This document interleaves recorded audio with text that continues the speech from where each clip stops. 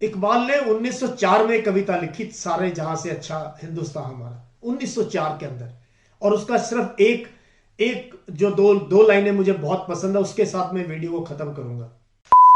यहां पर भी इन्होंने इसके ऊपर जिक्र किया है। द हिंदू में भी फ्रंट पेज के ऊपर इन्होंने इस चीज के ऊपर जिक्र किया है। और पॉलिटिकल पार्टी सब चुप है।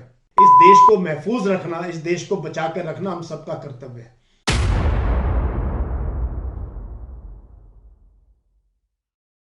क्या हाल है? आज बात करूंगा अपने दिल से धार्मिक कट्टरवाद की, रिलीजियस इंटॉलरेंस, सैक्रिलेज, जो शब्द अखबारों में भरे हुए हैं। हम देख रहे हैं किस प्रकार से पिछले 2 दिन में पंजाब के अंदर जो है, जो कि एक ऐसा धर्म है जहां पर सबसे ज्यादा रिलीजियस टॉलरेंस सिखाई गई है, जिसके अंदर ऐसे ऐसे लंगर और इस प्रकार की व्यवस्था होती है कि कोई भी बिना जात पात के, बिना किसी भी रोक टोक के वहां रह सकता है, खाना खा सकता है, अपने अपने तरीके से इबादत कर सकता है। स्वर्ण मंदिर में एक नौजवान को बेरहमी से मार दिया गया और उस पर कोई भी कुछ बोलने के लिए तैयार नहीं। अगले दिन कपूरथला में तड़के सुबह सुबह एक बच्चा जो कि गुरुद्वारे में ही रह रहा था, उसको बहुत बेरहमी से पुलिस के सामने उसको तलवारों से काट दिया गया। और दोनों केसेस में जो ये दो नौजवान थे, इन्होंने उनकी, ये किसी को पता नहीं उनकी मन की स्थिति क्या थी, वो किस चीज से गुजर रहे थे।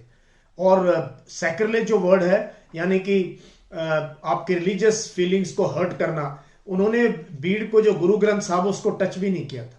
कपूरथला वाले केस में तो शायद वो कोई छोटी मोटी चोरी करना चाहता था, और पुलिस के सामने, जब पुलिस खड़ी थी, उसके सामने तलवारों से उसको काट दिया गया। तो मतलब ये क्या है ये, मतलब मेरे को बहुत हर्ट होता है ये फीलिंग। अखबारों में भरा हुआ है, ये देखिए आज का इंडियन एक्सप्रेस है। इन्होंने लिखा है कि 24 घंटे के अंदर 2 नौजवानों को जो है बुरी तरीके से मार मार के, इस प्रकार का माहौल है, इस प्रकार की हमारी प्रवृत्ति हो गई है कि रिलीजन के नाम पे हम किसी की जान ले सकते हैं। बिल्कुल मॉब हैवानियत हमारे पर सवार हो जाती है। और इन्होंने आगे लिखा है कि क्योंकि इलेक्शन है इसलिए सब चुप हैं और कोई इस पे बोलना नहीं चाहता है। एक भी राजनीतिक पार्टी ने, एक भी लीडर ने इस पे कोई ट्वीट किया हो या कोई बात की। सब कह रहे हैं धर्म की मानहानि हुई है, उसका हमें खेद है, लेकिन एक इंसान की जान गई है, उस पर किसी को कोई खेद नहीं।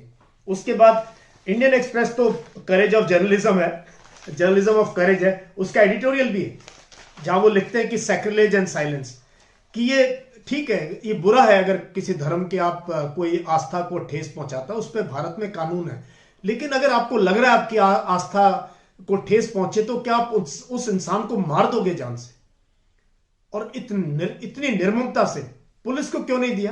किसी ने बहुत अच्छी मुझे बात कही कल, कि अगर ये सही के धर्म गुरु थे तो उस बच्चे को पकड़ के और लंगर खिलाते और पूछते, बच्चे बात क्या है, गल की है, तू क्यों नाराज है, तेरे मन की स्थिति क्या है। लेकिन इससे पहले कि कोई उससे बात कर सके, हम उनको जो है मौत के घाट उठा देते हैं। मैंने ये अपनी जिंदगी में देखा है। बाबरी मस्जिद के बाद 1987 यूपी में जो मेरठ में दंगे हुए हैं, 1984 श्रीमती इंदिरा गांधी के असैसिनेशन के बाद, लेकिन फिर भी हम जाग नहीं रहे हैं, फिर भी हम जागने के लिए तैयार नहीं है। फिर हम में और पाकिस्तान में क्या फर्क है? अगर सियालकोट में एक श्रीलंका के नागरिक को इस चक्कर में कि उसने ब्लास्फेमी की है, कि प्रॉफिट के बारे में कुछ कह दिया, तो निर्ममता से उसी के वर्कर मार देते हैं, तो हम में और उनमें क्या फर्क है?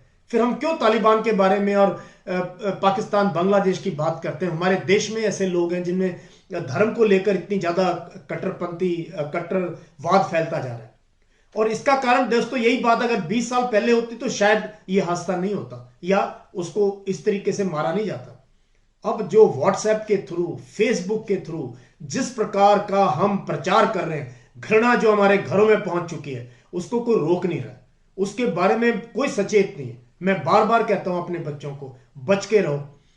और ये जो आईटी सेल है, उनका काम ही है घृणा फैलाना, किस प्रकार से ऐसी पोस्ट डाली जाए कि लोगों को गुस्सा है। हमने बंगाल के इलेक्शन में देखा, हम देश के कई कोने में देख रहे हैं, केरला में ये हो रहा है, कर्नाटका में हो रहा है।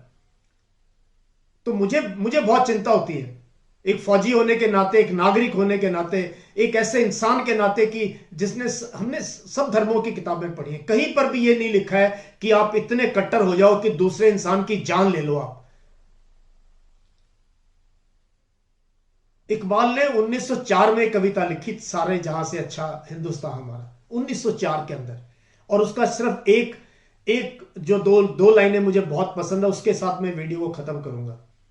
मजहब नहीं सिखाता आपस में बैर रखना, मजहब यानी धर्म, मजहब नहीं सिखाता आपस में बैर रखना, हिंदी है हम, हिंदी है हम, वतन है हिंदुस्तान हमारा। ये है वतन, ये है वतन। वतन किसी धर्म, किसी मंदिर, मस्जिद और गुरुद्वारों में बंद नहीं है वतन। वतन ये है, ये तिरंगा, ये झंडा जो हमारी आन है, हमारी शान है। ये इसकी कोई औचित्य नहीं रह जाएगा अगर हम छोटी छोटी चीजों पे, कि ये गाय का मीट ले जा रहा था, काट दो उसको, मार दो। इसने हमारी किताब को छू दिया या किताब के नजदीक पहुंच दिया, काट दो इसको। इसने हमारे प्रॉफिट के बारे में कुछ कह दिया, मार दो इसको। ये कहां जाएगा ये जहर? ये जहर हमारे को खत्म कर देगा। और हमारे देश में इतनी भूखमरी है, इतनी अनएम्प्लॉयमेंट है, हमारे इतने मसाइल हैं, इतनी मुसीबतों से देश गुजर रहा है, लेकिन फिर भी हम एक उन्माद खड़ा करना चाहते हैं, जिंगोइज्म, रेटोरिक। और ये देखिए अखबार वाले, ये दूसरे अखबार ने भी लिखा, यहां पर भी इन्होंने इसके ऊपर जिक्र किया है। द हिंदू में भी फ्रंट पेज के ऊपर इन्होंने इस चीज के ऊपर जिक्र किया है। और पॉलिटिकल पार्टी सब चुप है। हैरानी की बात है, एक भी पार्टी ने, ये जो क्रिमिनल लोग हैं जिन्होंने हत्या की है निर्ममता से, उनके खिलाफ किसी ने बात की हो, और ना ही पुलिस करेगी, ना प्रशासन करेगा, तो कहां जाएंगे? सो यही मेरा एक संदेश था, कम से कम नौजवान पीढ़ी से इस देश को महफूज रखना, इस देश को बचा कर रखना हम सबका कर्तव्य है। और कृपया करके धर्म को देश के हित में आगे ना लेके आए। धर्म अपनी जगह है, उसकी आस्था अपने दिल में होती है। किसी को मारने से कोई धर्म बड़ा या छोटा नहीं हो सकता। तो ये मैं बातें दो चार करना चाहता था। मुझे उम्मीद है आप इसको अप्रिशिएट करेंगे और खूब शेयर करेंगे अपने दोस्तों में, और अपने घरों में बात करेंगे इस चीज की। Thank you. जय हिंद।